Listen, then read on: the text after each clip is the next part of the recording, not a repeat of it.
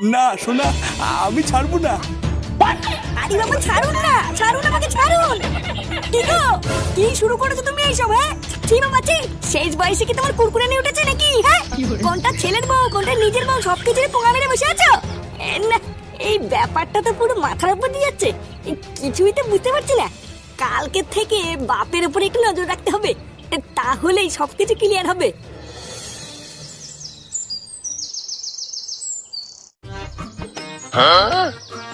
দাদু ভাই, দাদু ভাই, আরে আর কতক্ষণ লাগবে? স্কুলে দেরি হয়ে যাচ্ছে তো। এ বালা কি ঝামলা রে ভুদা, আমার থেকে মনে হচ্ছে ওনার স্কুলে যাওয়া তারা বেশি। আর ধর ডাকু গিয়ে, আমার যখন সময় হবে তখন যাবো। আরে চোদন, এ ব্যাপারটা কি হলো? কি হলো? বাড়ার জন্মের পর থেকে তো বাপের জন্য একবারও দেখলাম না এ ছেঁড়া স্যান্ডো গেঞ্জি আর ধুতি ছাড়া অন্য কিছু পড়তে। তা আজকে হঠাৎ নতুন ধুতি পাঞ্জাবি পড়েছে কেন? আরে কেন আবার পড়বো, ওই একটু ইচ্ছা হলো তাই পড়লাম। ইচ্ছা হলো তাই পড়লা? এ বাড়া, তোমার ভাব চক্কর তো আমার এখনো ভালো লাগছে না। এ কি হয়েছে আমাকে খুলে বলো তো। এত সেজে গুজে তুমি কি কোথাও যাচ্ছ নাকি?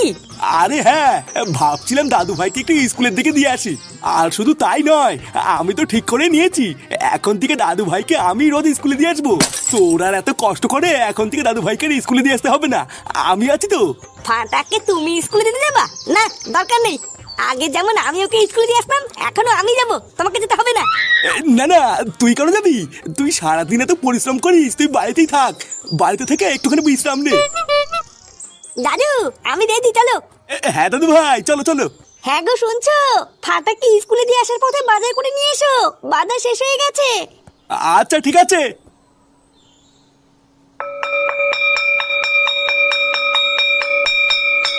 না না, আপনি ওসব নিয়ে কোনো চিন্তা করবেন না, আমি আছি তো।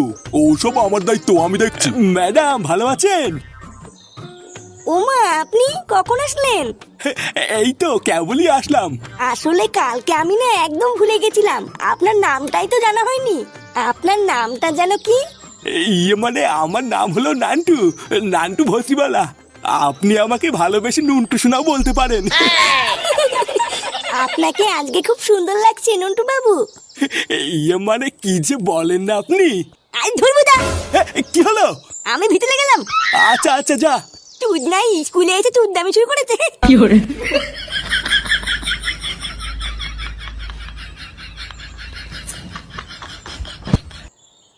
ওটা আপনার কে হয় নন্টু বাবু? নাতি?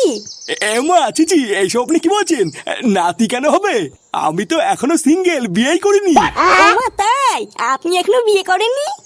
হ্যাঁ, ওটা হলো আমার পাশের বাড়ির একটা বাচ্চা। সে ওইসব ছাড়ুন, আগে আমি কি বলছি সেটা শুনুন। হ্যাঁ বলুন না। কালকে আপনার সাথে দেখা হওয়ার পর থেকে না সারা রাত আমার ঘুম আসেনি জানেন। সারা রাত বুকের ভিতরে কেমন যেন একটা মোচড় মারছিল। ইস, আপনিও যে কি বলেন না। তো বাচ্চারা, কালকে আমি তোমাদেরকে যা যা পড়েছিলাম তোমরা বাড়ির থেকে পড়ে এসছো তো? Yes sir. বাহ, অসাধারণ। তো এবার আমি তোমাদের সবাইকে প্রশ্ন করব, তোমরা সবাই উত্তর দেবে, ঠিক আছে? আচ্ছা স্যার। এ ফেকু তুই বল, গরুর কটা পা? ইয়েস স্যার, গরুর 4টে পা। বাহ, এই তো খুব ভালো। এবার টুনটুনি তুই বল, ফক্স মানে কি? স্যার, ফক্স মানে তো শিয়াল। বাহ, খুব সুন্দর, একদম ঠিক।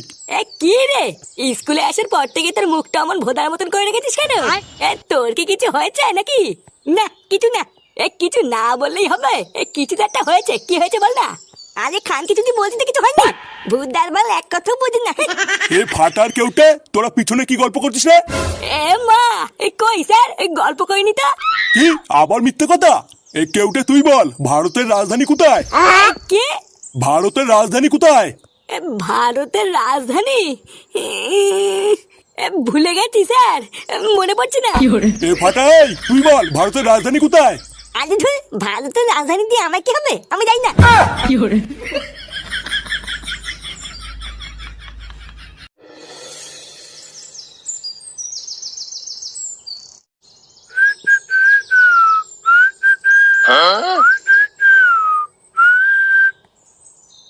হ্যাঁ রে, তোর বাবা সেই যে ফাটাকে স্কুলে দিতে গেল, এখনো তো বাড়ি আসলো না। যাওয়ার সময় আমি এই যে বললাম যে আসার সময় বাজারটা করে নিয়ে আসতে, তা এত দেরি করে আসলে আমি রান্নাটা কখন করবো বলতো? পাকনা গজিয়ে গেছে গো, পাকনা গজিয়ে গেছে। তুমি তো কিছু বুঝবা না, আমি বেশ ভালোই বুঝতে পারছি। কি সব বলছিস? পাকনা গজিয়ে গেছে মানে? ও তোমাকে যদি এখন আমি বলি সবই তোমার মাথার উপর দিয়ে যাবে। সময় আসুক সবই বুঝতে পারবা। গিন্নি, আরে কই গো গিন্নি? হ্যাঁ গো, কি হয়েছে তোমার? মুখটা অমন করে আছো কেন? আরে কি, তোমাকে তো যাওয়ার সময় বলে দিলাম বাজার আনতে, তুমি আনোনি? আর বলো না গিন্নি, একটা বিশাল বড় বিপদ হয়ে গেছে। ওমা, বিপদ? কেন, কি হয়েছে? দাদু ভাইকে স্কুলে দিয়ে বাজার করবো বলে বাজারের দিকে যাচ্ছিলাম, হঠাৎ 2-3 জন মোটরসাইকেলে করে এসে আমাকে চাকু দেখিয়ে আমার সব টাকা নিয়ে গেছে গো গিন্নি। ওমা, সে কি কথা? হ্যাঁ গো গিন্নি, আমি কতবার হাত পা ধরে বললাম দাদা ওটা আমার বাজার করা টাকা, ওটা নেবেন না। জানো, ওরা আমার কোনো কথাই শুনলো না, চাকু দেখিয়ে আমার সেটে এক লাথি মেরে আমার সব টাকা নিয়ে চলে গেল। কি বলছো কি? তোমার কোনো জায়গায় লাগেনি তো? না না, আমার লাগেনি, কিন্তু খুব জল তেষ্টা পেয়েছে গো গিন্নি, একটু জল দাও না। হ্যাঁ হ্যাঁ, আমি এক্ষুনি দিচ্ছি, তুমি দাঁড়াও। বাজারের মাঝখানে চাকু দেখি টাকা ছিনতাই করেছে? বালছেড়ে ক্লাবের এলাকায় এত বড় সাহস কার হতে পারে? না, বাড়াই ব্যাপারটা তো ঠিক হজম হচ্ছে না। এটাকে একবার ঘেটে দেখতে হবে দেখছি।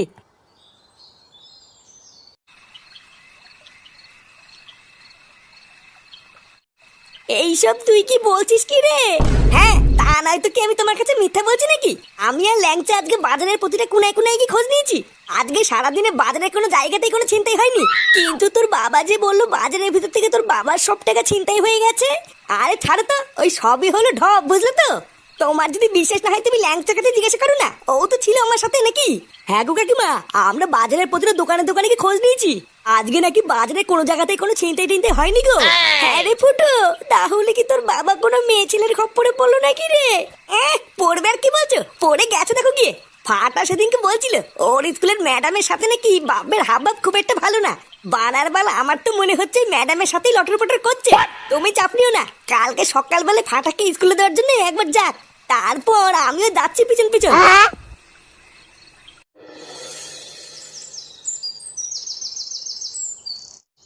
শোনো, তাড়াতাড়ি করে ফাটাকে স্কুলে দিয়ে তুমি কিন্তু সবার প্রথমে বাজার করতে যাবে। আরে হ্যাঁ গো গিন্নি, তুমি অত চিন্তা করছো কেন? ফাটাকে স্কুলে দিয়ে আমি বাজার করতে যাবো না তো আর কোথায় যাবো? আর বাজারের টাকাটা আজকে কিন্তু একটু সাবধানে রেখো, আজকেও যেন আবার ছিনতাই না হয়ে যায়। আরে না, রোজ রোজ কি আর চিন্তাই হয় নাকি? আজকে আমি টাকাটা সাবধানেই রাখবো। আচ্ছা যাও, আর বাজার নিয়ে তাড়াতাড়ি বাড়ি ফিরবে কিন্তু। হ্যাঁ গো হ্যাঁ, তুমি চোখ বন্ধ করে 1 থেকে 100 গোনা শুরু করো, আমি এই গেলাম আর এই আসলাম। দাদু ভাই চলো তো, চলো, দেরি হয়ে যাচ্ছে আমাদের।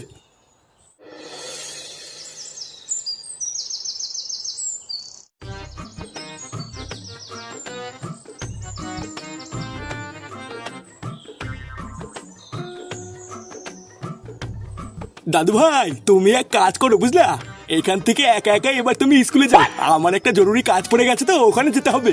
কাজ পড়ে গেছে মানে? তুমি তো বাড়ি থেকে বললে আমাকে স্কুলে দিয়ে আসবে। আরে হ্যাঁ তো, স্কুলেই তো দিয়ে আসতাম, কিন্তু কি হয়েছে বলো তো, হঠাৎ করে না একটা খুবই দরকারি কাজের কথা মনে পড়ে গেল। যাও, আস্তে আস্তে সাবধানে স্কুলে যাও।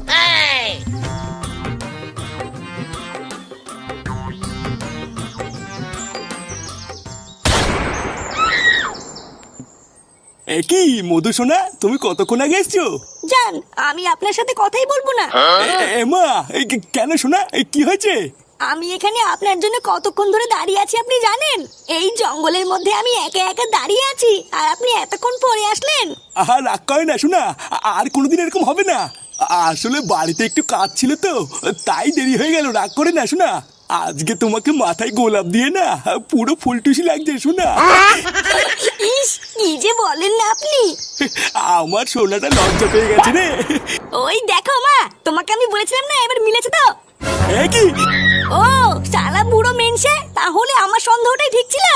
নতুন ধুতি পাঞ্জাবি পরে ফাটাকে স্কুলে দেওয়ার নাম করে জঙ্গলে এসে এইসব হয়? কি গিন্নি, তুমি এখানে কি করছো? কি নন্টু বাবু, আপনি ওনাকে গিন্নি বলছেন কেন? আপনি যে বলেছিলেন আপনার এখনো বিয়ে হয়নি। আরে মধুসূদন তুমি চুপ করো, আমার বিয়েটি সবই হয়ে গেছে, এবারে ওরা শ্রাদ্ধ হবে। দেখেছো তো মা, আবার বলেছে নাকি ওনার বিয়ে হয়নি। ওরে আদামরা মেনসে, তুই ওকে বলেছিস তোর এখনো বিয়ে হয়নি তাই না? বাল পেকে ধরে যাওয়ার বয়সে তুমি কচি সাচ্ছ মাগিবাজ। ফুটো, আমি তোকে বলছি আজকে তুই ওর সাথে এমন পাড়া মারবি যাতে সব রস বেরিয়ে যায়। শালা ঘরে ছেলে বৌমা নাতি থেকে সব তো তোমার রস উঠেছে। হ্যাঁ